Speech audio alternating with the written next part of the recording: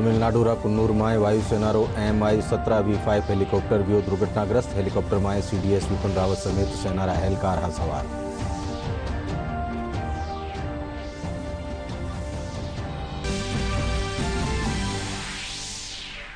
प्रधानमंत्री नरेंद्र मोदी की अध्यक्षता में हुई केंद्रीय कैबिनेट की बैठक। प्रधानमंत्री आवास योजना ग्रामीण ने 2024 ताईं जारी राखवारो लियो गयो फैसलो।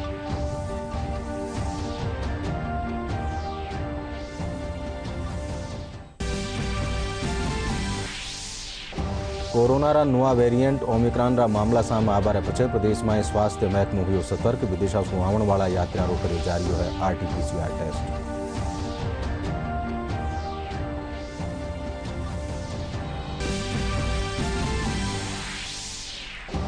प्रदेश में 11 दिसंबर ने आयोजित करी जाबाड़ी राष्ट्रीय लोक अदालत। न्यारा न्यारा जिला में काढ़ेगी जागरूकता रैली।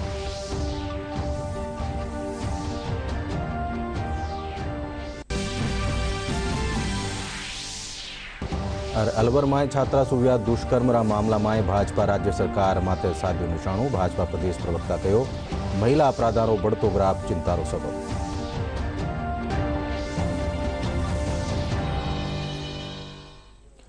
नमस्कार, संजा 5 बजे राजस्थानी खबर में आपरो घणु घणु स्वागत। मैं हूं अशोक व्यास और खबर विगतवार। तमिलनाडु रा कुन्नूर में वायुसेनारो MI-17V5 हेलिकॉप्टर दुर्घटनाग्रस्त वे गयो। हेलिकॉप्टर में CDS विपिन रावत समेत सेनारा एहलकार सवार हा। सूत्रां सारू 3 लोगां रेस्क्यू करो गयो है। भारतीय वायुसेना दुर्घटना की जांच रा आदेश जारी कर दीना है। रेस्क्यू ऑपरेशन हाल भी जारी है। आज तमिलनाडु के पास में कुन्नूर के पास में जो एक दुखद घटना हुई है जिसमें सेना का MI-17 हेलीकॉप्टर क्रैश हुआ है और उस क्रैश पे जिस विमान जो क्रैश हुआ है उस विमान में खुद CDS जनरल विपिन रावत मौजूद थे, उनकी पत्नी मौजूद थी। टोटल 14 लोग मौजूद थे जिसमें 9 लोग विमान में सवार थे और 5 क्रू मेंबर्स थे। इनको लेकर कई प्रकार की अभी जानकारियां स्पष्ट रूप से नहीं आ पाई हैं, लेकिन अपने आप में ये तस्वीरें बहुत कुछ बयां करती हैं। कुछ लोगों की जान जाने की खबर भी अस्पष्ट रूप से सामने आई है, लेकिन स्पष्ट रूप से औपचारिक ऑफिशियल तरीके से कोई भी बयान अभी तक सेना, वायुसेना या स्थानीय प्रशासन की ओर से नहीं आया। इस घटना के बाद से लगातार तमाम सवाल हैं कि आखिर ये घटना क्यों हुई और जो 14 लोग इसमें सवार थे उनको लेकर क्या कुछ अपडेट है। उनकी कुशलता को लेकर देश दुनिया भर में उनकी कुशलता के लिए प्रार्थनाएं की जा रही हैं, लेकिन तस्वीरें विचलित कर देने वाली हैं क्योंकि जिस तरीके से ये हादसा हुआ है, ये विमान आग की लपटों में घिर गया, आसपास के पेड़ भी टूट गए, उनमें भी आग लग गई और इसकी वजह से बहुत अपने आप में विचलित करने वाली तस्वीरें भी आई हैं। हमने देखा कि अब से कुछ देर पहले रक्षा मंत्री राजनाथ सिंह जो कि खुद जनरल विपिन रावत के घर पहुंचे थे, वहां पे उनके परिजनों से उन्होंने मुलाकात की। निश्चित तौर से एक ऐसा वक्त है जहां पे हर कोई उनकी कुशलता को लेकर कई प्रकार से चिंतित है, परेशान है। ऐसे में परिवार के साथ में संबल प्रदान करने के लिए वो खुद पहुंचे थे और ये तस्वीरें बताती हैं कि संवेदनशीलता के साथ में भी लगातार कोशिश की जा रही है सरकार के माध्यम से और साथ ही साथ रेस्क्यू ऑपरेशन में कोई भी प्रयास को कम नहीं छोड़ा जा रहा है। हर वो संभव प्रयास किया जा रहा है जिसके माध्यम से जो भी लोग उसमें सवार थे, 14 लोग जो सवार थे, उनके किसी भी प्रकार से उन लोगों को सुरक्षित सकुशल बचाने और उनके इलाज के लिए हर संभव प्रयास करने को लेकर लगातार प्रयास जारी हैं। जानकारी अस्पष्ट रूप से ये भी मिली थी जनरल विपिन रावत को गंभीर चोटें आई हैं, उसके बाद उनको वहाँ पे वेलिंगटन अस्पताल में इलाज के लिए भर्ती किया गया और ये भी अपने आप में जानकारी आई थी, लेकिन स्पष्ट तौर पर अभी तक कोई जानकारी नहीं आई है। वायुसेना के माध्यम से 9 उन लोगों की जानकारी साझा की गई थी जो लोग इस विमान में सवार हुए थे, साथ ही साथ 5 क्रू मेंबर्स थे। टोटल 14 लोग थे और अपने आप में उसके बाद से बहुत से सवाल हैं। केंद्रीय कैबिनेट प्रधानमंत्री आवास योजना ग्रामीण ने 2024 ताईं जारी राखवारो फैसलो लीनो है। प्रधानमंत्री नरेंद्र मोदी की अध्यक्षता में हुई केंद्रीय कैबिनेट की बैठक रे पछे खबर नवीसा ने आ जानकारी देता तक सूचना और प्रसारण मंत्री अनुराग ठाकुर कहो कि आवास योजना रे तहत शेष बचा पक्का मकान बनावा खातर 2 करोड़ 17 लाख रुपया की राशि ने भी कैबिनेट मंजूरी दे दी। इन साथ he can Betwa link project ने भी मंजूरी दी गई है।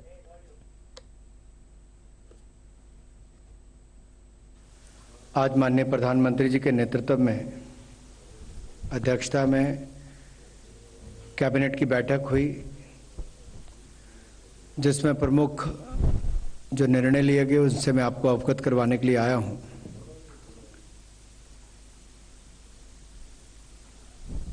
केंद्रीय मंत्रिमंडल ने प्रधानमंत्री आवास योजना ग्रामीण, जो माननीय प्रधानमंत्री जी की एक सोच भी है कि जिसके माध्यम से देश के गरीबों को पक्का मकान देने की सुविधा दी जाए, और जिसका 2016 में जब शुरुआत की गई तभी आंकलन किया गया था कि लगभग 2,95,00,000 लोगों को पक्के मकान की आवश्यकता है, और जिसकी स्वीकृति भी दी गई थी, जिसमें से अब तक नवंबर 2021 तक 1,65,000 आवास 1,65,00,000 आवास बनाकर दिए जा चुके हैं, और सभी जो पात्र परिवार थे उनको इसके पैसे का भी दिया गया है। जो बाकी शेष बचे हुए परिवार हैं वो भी अपने पक्के मकान बना सके, इसलिए प्रधानमंत्री आवास योजना ग्रामीण को 2024 तक जारी रखने की मंजूरी दी गई है। भारतीय रिजर्व બેંકના ગવર્નર શશિકાંત દાસ ચોથી દ્વૈમાસિક મૌદ્રિક નીતિની ઘોષણા કરી। ગવર્નર મૌદ્રિક નીતિની જાણકારી દેતા થકા કહ્યું કે પ્રમુખ વ્યાજદરમાં કોઈ બદલાવ નહીં કર્યો ગયો है। नीतिगत रेपो रेट 4% माथे स्थिर होबार साथ ही रिवर्स रेपो रेट भी 3.35% माथे राखी गई है।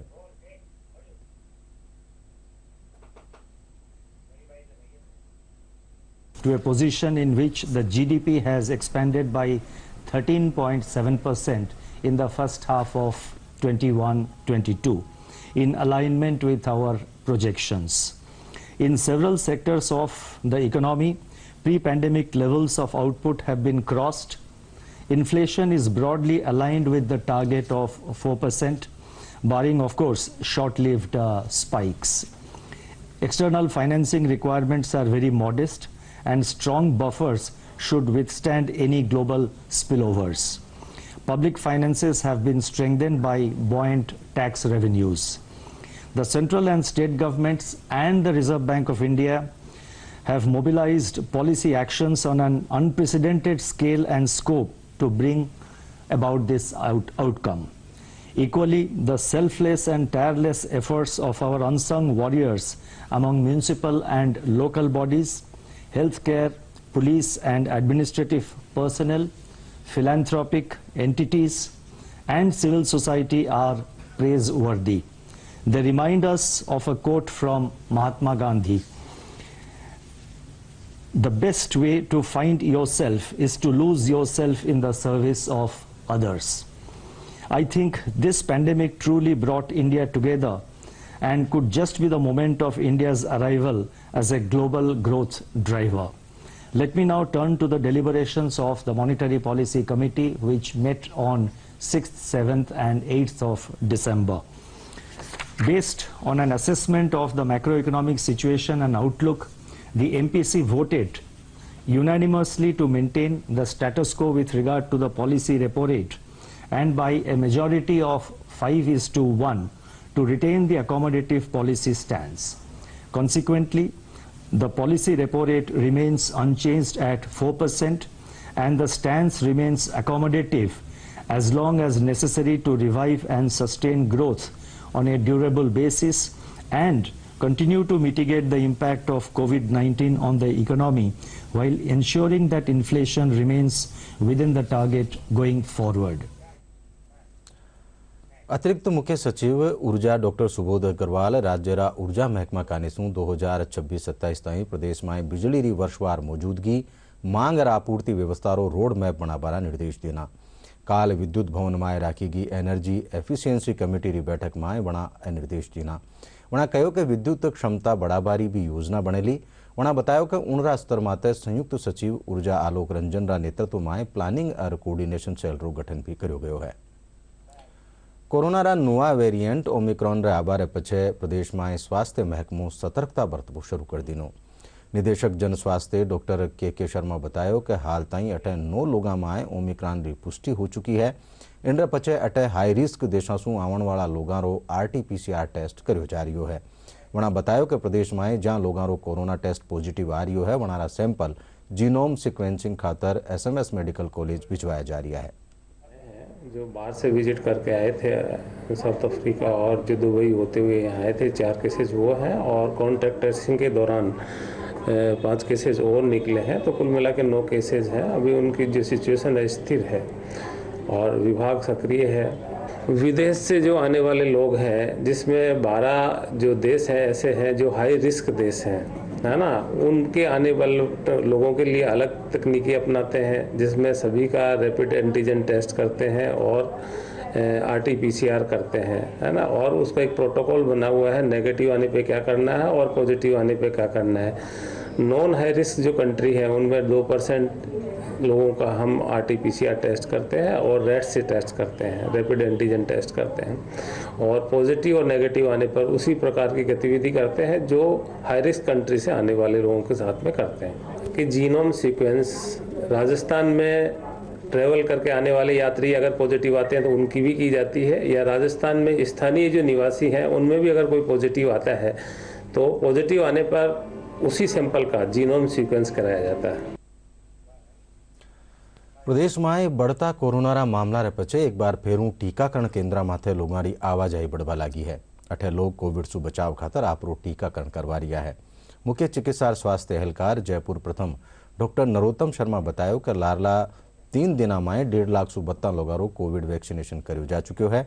वणा मनवार करी के जका लोग वेक्सिनेशन की पहली डोज ले चुका है, वणा बेगा आपरी दूसरी डोज भी लगवा ले।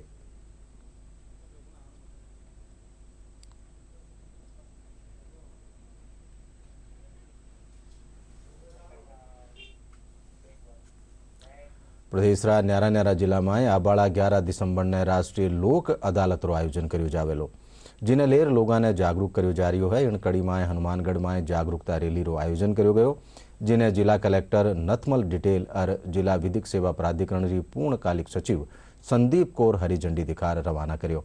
वणा बतायो कि राष्ट्रीय लोक अदालत में न्यारा मामला ने राजीनामा और मध्यस्थता रे जरिए निपटायो जावेलो। जिले में 11 तारीख को राष्ट्रीय लोक अदालत का आयोजन किया जाएगा। इन अदालत का जो मुख्य उद्देश्य होता है कि राजीनामे के माध्यम से जितने भी केसेज का निपटारा हो सकता है वो अधिकतम हमें कराना चाहिए। के निर्देशानुसार 11 दिसंबर को राष्ट्रीय लोक अदालत का आयोजन किया जा रहा है। आज की रैली उसी के प्रचार प्रसार के लिए हमने आयोजित की है। इसमें हमें जिला प्रशासन, जिला पुलिस, बार संघ, नेहरू युवा केंद्र, NSS, हनुमानगढ़ के कॉलेजेस और स्कूल्स का बहुत सहयोग मिला है। बूंदी जिला में भी राष्ट्रीय लोक अदालत रे सारू लोगा में जागरूकता लावारा उद्देश्य सु जिला कलेक्ट्रेट परिसर सु साइकिल रैली रो आयोजन कर्यो गयो। जिला कलेक्टर रेणु जयपाल और मुख्य न्यायिक मजिस्ट्रेट मुनेश चंद यादव रैली ने हरी झंडी दिखा रवाना कर्या। इन रैली में स्कूल और स्काउट गाइड री छात्रा में भी भाग लीनी।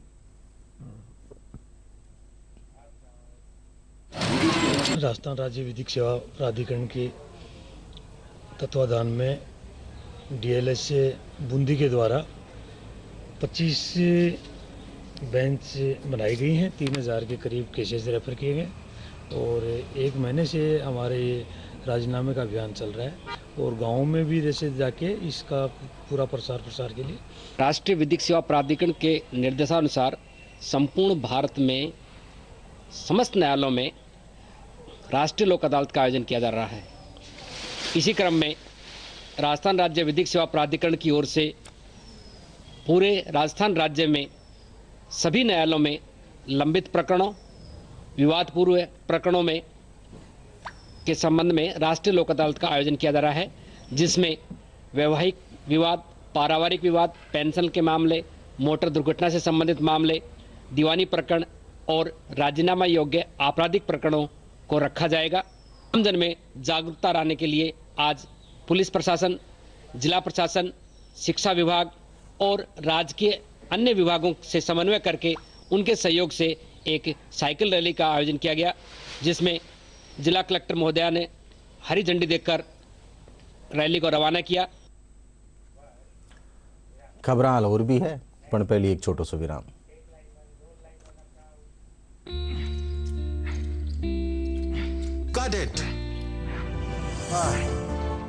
सोचिए, अगर असल जिंदगी में ऐसी हालत हो तो कितनी मुश्किलें होती हैं, लेकिन शुक्र है बैंकिंग के लिए नहीं। अगर आपकी उम्र 70 साल से अधिक हो या आप दिव्यांग हो तो बैंक आपको कुछ जरूरी बैंकिंग सुविधाएं घर बैठे बैठे दे सकता है। आरबीआई कहता है जानकार बनिए, सतर्क रहिए। You know it's only a drill, and yet you train like it is the real thing. Because one day, at a second's notice, it will be. One day, you'll come together as an invincible team. And every second you save will be a life saved. The Indian Air Force is looking for an exceptional team. A team that is truly a cut above. Join the Indian Air Force to be a cut above. વિરામ પછી ખબરમાં એક બાર ફેરું આપણું સ્વાગત। આપ રૂખ આગલી ખબરમાં थे 11 ડિસેમ્બરને આયોજિત હોણવાળી રાષ્ટ્રીય લોક અદાલત રસારું લોગામાં જાગरूकता લેવા ખાતર આજ દોસા કલેક્ટરેટ શું રેલી કાઢી ગઈ। આ રેલી ન્યારા ન્યારા માર્ગા શું હોતી हुई गुजरेली। गांधी तिराया माथे रेली ने कार्यवाहक जिला और सत्र न्यायाधीश रेखा चौधरी समेत कई न्यायिक एहलकार हरी झंडी दिखा रवाना कर्या। इंडिया में है राष्ट्रीय लोक अदालत है 11 दिसंबर को, तो उसी उपलक्ष्य में ये रैली लालसा की तरफ से राजस्थान स्टेट विधिक जो हमारे सहायता है लालसा की तरफ से निर्देश हैं। लालसा हमारे तालुका लेवल पे और डिस्ट्रिक्ट लेवल पे हर जगह रैलीज इस तरह से निकालने के निर्देश दिए गए थे, जिसमें जन जन तक ये जानकारी पहुंचेगी जो लोक अदालत के माध्यम से अधिक प्रकरण निस्तारित कर सकें। धौलपुर में भी राष्ट्रीय लोक अदालत ने लेर आज जागरूकता रैली काढ़ी गई। धौलपुरा बाड़ी में बार एसोसिएशन अध्यक्ष राजुद्दीन खान बतायो कि रैली में घनी तादाद में स्कूली टाबर भाग लेना।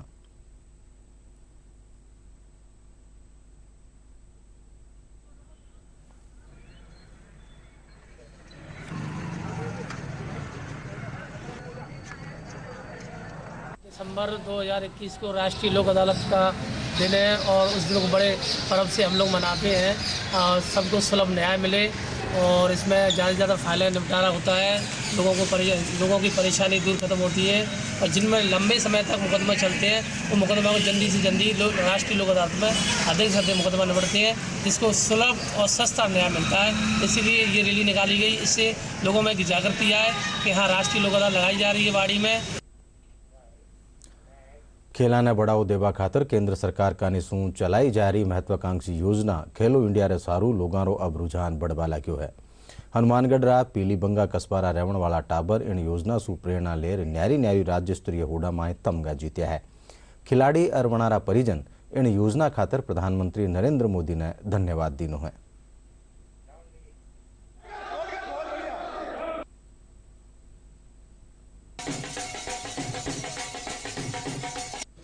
मैं बीएसएम वेट लिफ्टिंग सेंटर का स्टूडेंट कर्णवीर सिंह हूँ। मैंने बांदीकुई में आयोजित 3 दिसंबर 2021 से 5 दिसंबर 2021 तक आयोजित वेट लिफ्टिंग स्टेट चैंपियनशिप में 81 केजी कैटेगरी में गोल्ड मेडल हासिल किया है। मैं इसका श्रेय मेरे माता पिता व गुरु बेताब सिंह मान जी को देना चाहता हूँ। मेरा नाम छगनलाल है और मैं Pilibanga Hanumangarh district BSM weight lifting centre का स्टूडेंट हूँ। मेरे कोच बेताब सिंह मान जिनकी ये जो मेरे साथी हैं उनकी टीम अपने राजस्थान स्टेट में आयोजित थी बांदीकुई में स्टेट वेट लिफ्टिंग चैंपियनशिप, जिसमें सभी बच्चों ने अच्छा प्रदर्शन किया। इनका अच्छा प्रदर्शन अपने जो गवर्नमेंट खेलो इंडिया के दौरान ये जो कार्यक्रम चलाए जा रहे हैं, खेलो इंडिया हो गया, नेशनल हो गया, अलग अलग टूर्नामेंट हो गए, उनमें सभी को बढ़ावा देने के लिए हमारे कोच बेताब सिंह मान ने हमें प्रोत्साहित किया। मेरा नाम हरमीत सिंह, जो कि मेरा बेटा कर्णवीर सिंह वेट लिफ्टिंग अंदर गोल्ड मेडल जीता है, और इसी के साथ मैं इनके तीनों कोच बेताब सिंह जी, दिनेश भाई साहब और छगनलाल जी का बहुत बहुत धन्यवाद करता हूं। और मैं नरेंद्र जी मोदी जी का बहुत बहुत धन्यवाद करता हूं, जिन्होंने खेलो इंडिया खेलो योजना चलाई है और खेलों को प्रोत्साहन आगे बढ़ावा दिया।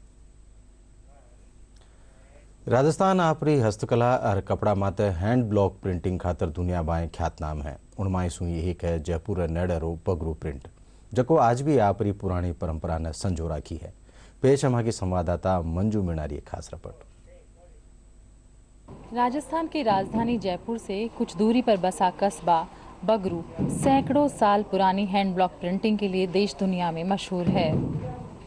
अपनी अनुपम शिल्प, कौशल और विशिष्टता के लिए 2011 में इसे जीआई टैग दिया गया। छिपा समाज इससे जुड़ा हुआ है और सैकड़ों सालों से इस परंपरा को जीवित किए हुए है। यह परंपरा एक ओर अपनी बारीकी और परिश्रम के लिए जानी जाती है, वहीं दूसरी ओर इसमें जिस तरीके से प्राकृतिक रंगों का इस्तेमाल होता है और कम पानी के अंदर एक प्रोसेस इसको दिया जाता है, उसकी वजह से ये काफ़ी इको फ्रेंडली है। आइए आज हम इसी समृद्ध परंपरा को जानने और समझने की कोशिश करते हैं। बगरू प्रिंट में मुख्यतः 3 कलर काम में लिए जाते हैं, जिसको नेचुरल कलर्स या नेचुरल डाइज के नाम से भी जाना जाता है और नेचुरल कलर्स उसमें काम में लिए जाते हैं, नेचुरल एलिमेंट्स काम में लिए जाते हैं। सबसे पहले इसमें कलर आता है ब्लैक कलर।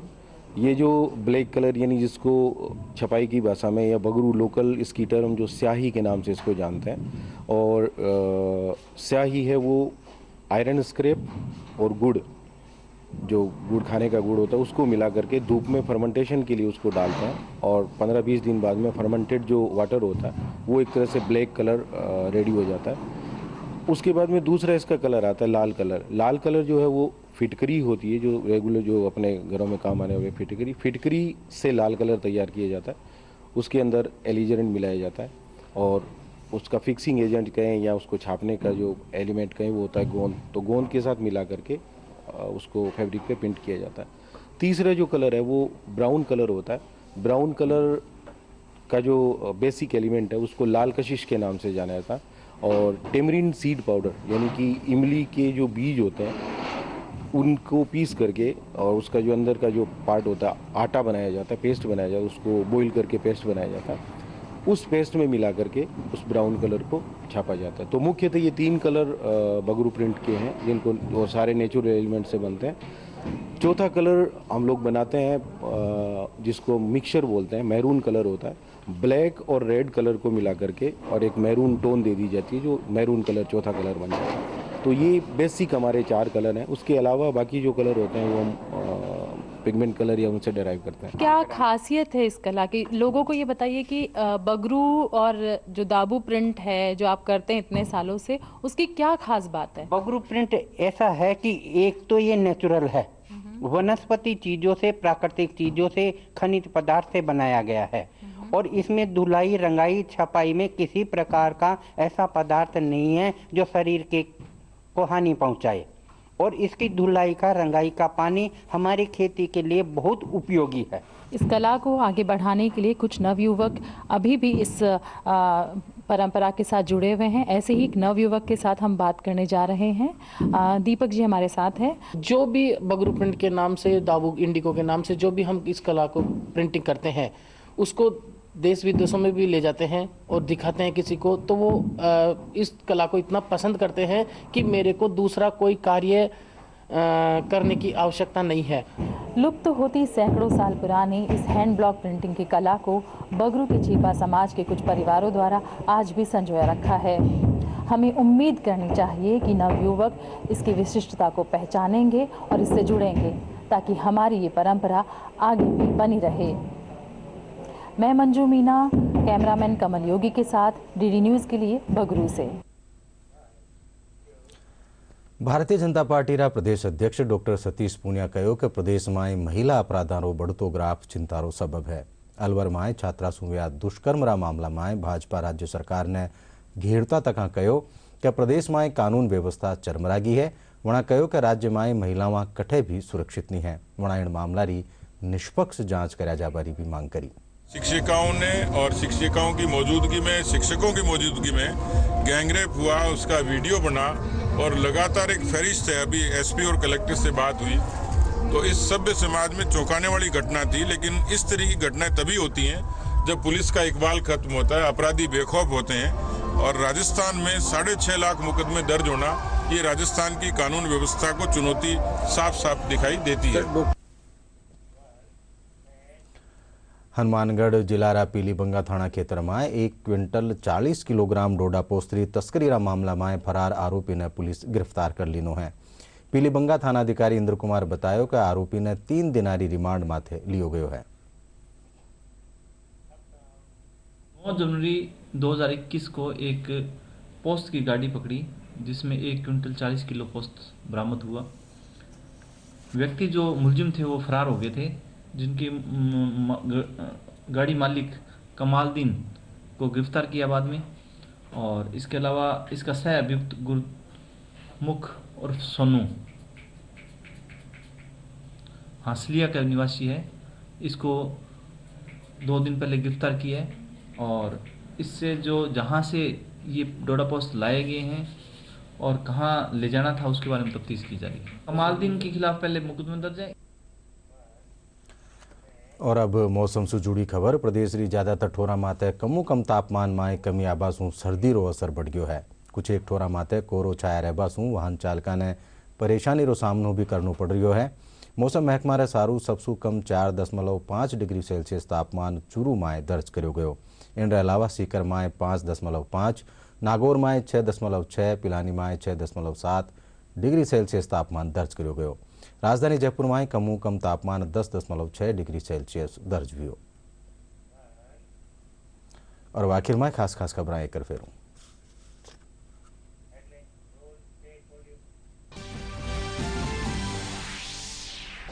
तमिलनाडु रा कुन्नूर में वायुसेना रो MI-17 V5 हेलीकॉप्टर जो दुर्घटनाग्रस्त। हेलीकॉप्टर में CDS विपिन रावत समेत सेना रा एहलकार हा सवार।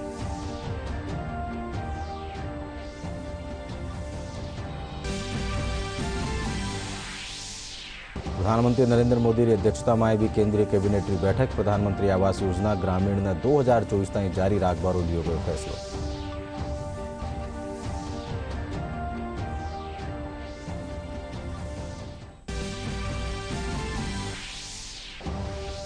कोरोना रा नवा वेरिएंट ओमिक्रॉन रा मामला सामे आवारे पछे प्रदेश में स्वास्थ्य महकमो हुयो सतर्क। विदेशा सु आवण वाला यात्रियों कर्यो जा रह्यो है RT-PCR टेस्ट।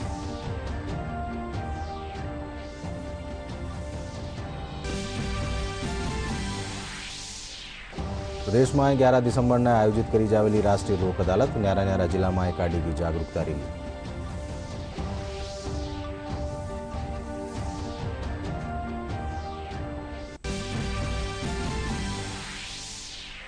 और अलवर में छात्रा सुविया दुष्कर्म रा मामला में भाजपा राज्य सरकार माते साध्यो निशाणु। भाजपा प्रदेश प्रवक्ता कहो महिला अपराधों बढ़तो ग्राफ चिंतारो सबब।